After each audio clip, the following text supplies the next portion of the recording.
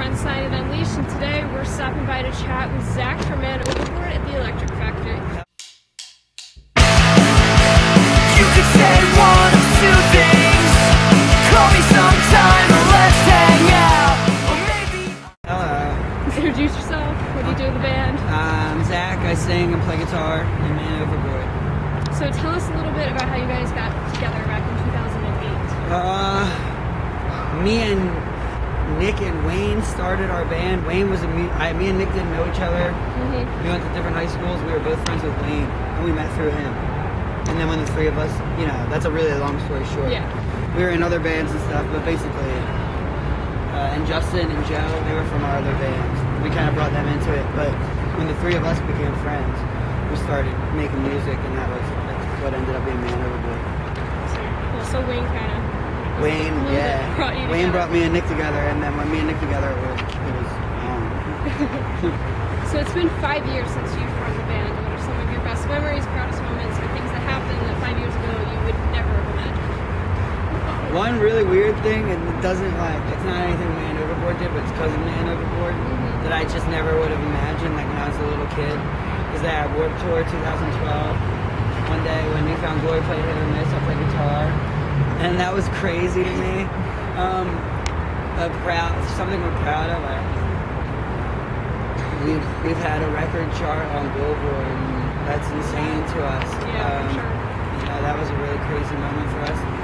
Having Jeff Rickley from Thursday sing on Heart Attack was insane to us. He's someone who influenced us very heavily. Stuff like that, touring with Census Fail and New Found Glory, Taking Back Sunday. Things like that, and just kind of falling into the groove. And after a few years, not doing anything but really hanging out with each other, just blows our mind every day. Yeah. That's cool though, that you guys are still that tight and everything. Yeah, we're friends. Yeah. There's not a lot of drama in our band. That's good. Yeah. Good for you guys. So in these 5 years that have been relatively dramaless, apparently, how has your identity as a band morphed or changed during this time? We've been given this whole super pop punk persona. And we haven't rejected it by any means. Kind of took it and ran with it, which is what we did. But I don't know if I think we're more confident now in just like what we are. We used to try to, our joke amongst ourselves, we used to say, what do we sound like? And we get high at night and stare at each other, me and Nick and Wayne, and listen to our band and be like, what do we sound like? Who do we sound like? But we were listening to it right then. And now I don't think we worry about what we sound like really as much. Just kind of like, we're up. We are. So what's next for Man Overboard? After this tour, we have some stuff overseas. There's a Warped Tour in Australia, so we're excited about that. Then we're going to Japan, and then doing some other stuff in some crazy countries I've never been to. But The travel perks must be cool. yeah, travel. We definitely go all over the place. Yeah. And then we got some top secret but super cool stuff planned for 2014. I'm sure everybody's excited to hear. It'll be cool. Yeah.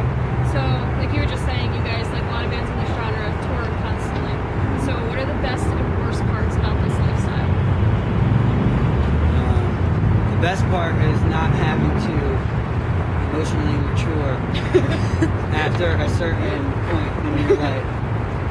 And just being able to get stuck in this 17-year-old mindset when you see all your friends and they're just like bummed. It's the best of being able to retain some sort of excitement in my everyday life, I think. The worst is definitely as you get older, you start to have a life. Like I have a girlfriend, we have an apartment together, we have a dog. I have stuff. Yeah, I have stuff that I do.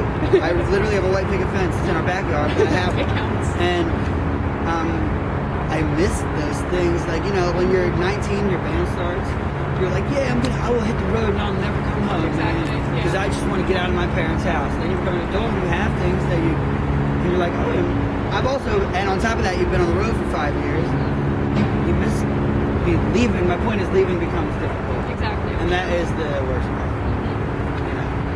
So what's the first thing you do when you do finally get home to your backyard white picket fence? I lay on the floor with my dog and let him lick me for like a half hour. I respect that. That's what my dog does when I leave for 5 minutes, let alone. Yeah, I call my friends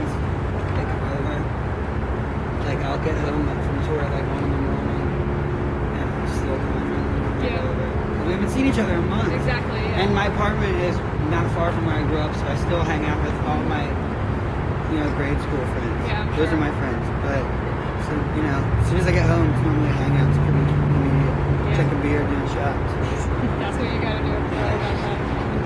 So, a lot of your work, particularly your lyrics, is based on relatable, real-life experience, or, the pop punk label you were talking about earlier. How did where you grew up, Mount Laurel, Williamstown, New Jersey, influence your music, and does it continue to influence what you're writing and recording? It's a good question.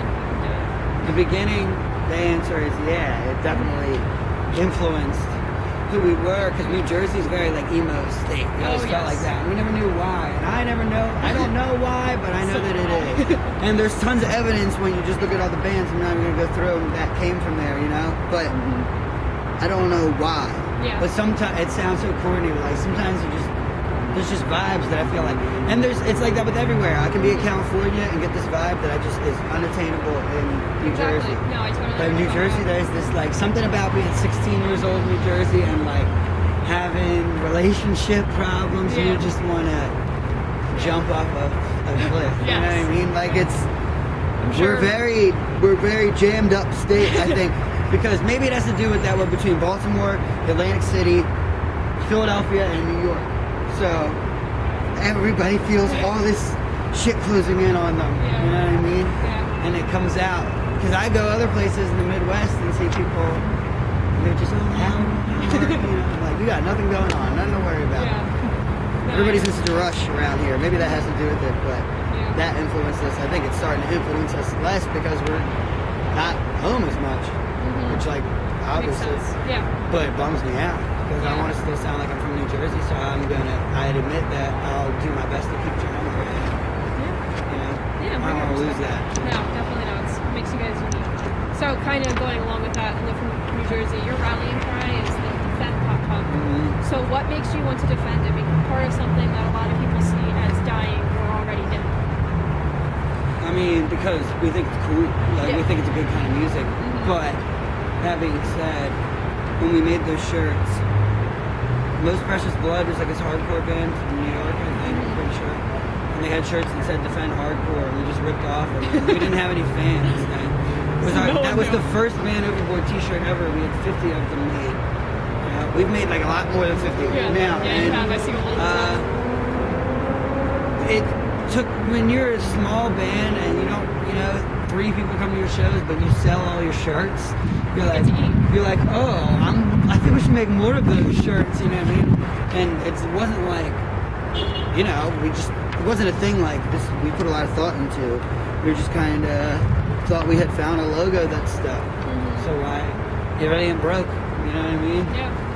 That's kind of our thing with it. We think it's great that it means something to people, and it means something to us. It's just we don't want. I know that speaking for my whole band, everybody would want the people who listen to us to think of that second and first just listen to it, and then if you want to get all crazy about defending a genre, that's great. But more importantly, we're just trying to write good songs. Yeah. I feel that. And speaking of your good songs, Rare is one of your personal favorites of mine. So can you tell me a little bit about the ideas and inspiration that are behind that? Rare? Yeah, it's about. It's kind of obvious, but yeah. Well, I can tell you exactly. Tell me. It's about you dating a girl that lives in a city that's not your city. So her hometown is a tour stop for you. And I'm saying this happens to every kid. So you go on tour in her city, and you have to say goodbye to her, and you go back on tour. And then you write Rare. Yeah. Okay. No, I know what you mean. So it's kind of being like, I missed you for so long, and I was only with you for a little bit, and now I'm out again. But it's worth it. Shit. Yeah. It's so worth it. Yeah. So because of what you guys have been able to accomplish musically, a lot of young musicians now look up to you the way you used to look up to bands like Blink-182, Newfound Glory. What is this change like for you guys? That's crazy. People say weird stuff to us all the time, but it's flattering. We appreciate it. It means a lot. And it just blows our mind, and we're really grateful if that's how people feel about us, man. I used to we used to, it's like you said, we used to look up to bands the same way. So it's pretty crazy. Yeah, for sure. Are there any new artists we should look out for that you've connected with through touring, or they handed your CD in the parking lot? You actually There's a listened to rapper it? he graduated from Penn State. His name's Adam Ferrone. This kid like battles people like 8 Mile, you know what I mean? Yeah. And he's like a YouTube sensation. He's blowing up all over the world. Wow. And he's my friend. And I think that he's gonna do great things and that people should keep their eye on him. His Twitter's like Roan